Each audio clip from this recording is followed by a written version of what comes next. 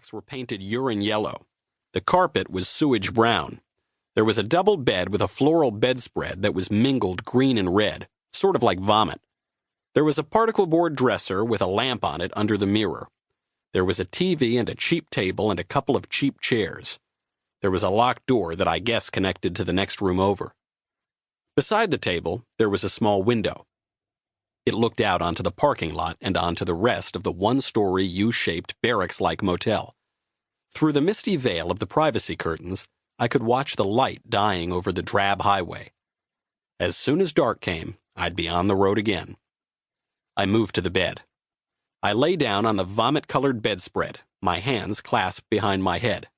I looked up at the ceiling. My heart felt like ashes. That was the odd thing about Galiana.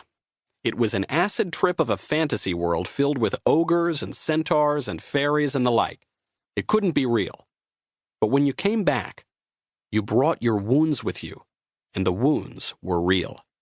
And so was your grief. My hand went to the chain I wore around my neck, down to the golden locket that hung on the end of it. It had belonged to Betharay. I pulled the chain up over my head and held the locket up in front of me. I pressed the clasp and the locket opened. There was a portrait inside, a miniature painting of Queen Elinda. I gazed on her serene and regal and exquisitely feminine face.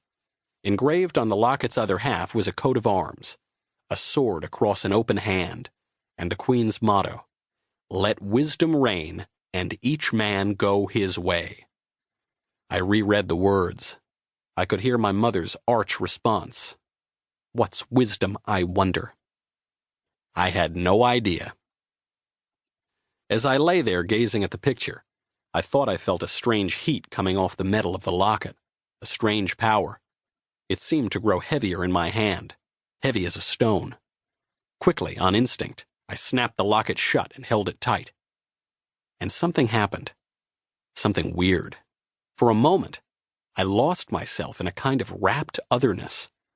The motel room disappeared from around me. I was in a different place, a place I knew, the house where I'd grown up in Berkeley. The living room. I could see it. I could hear a child crying, not just crying, screaming, hysterical, terrified. It was so real, so startling.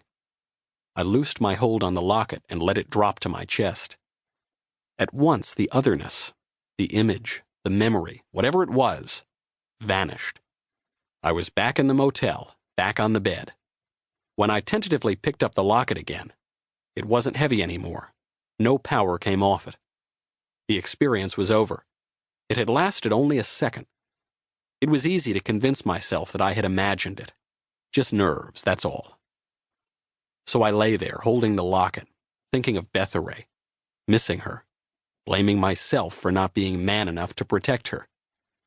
I watched as the shadows in the small room shifted, as the evening came on outside. Then, finally, it was dark. Time to go. With the locket still in my hand, I rolled off the bed. There was nothing to pack. I had nothing with me. I'd ditched my phone so no one could trace me.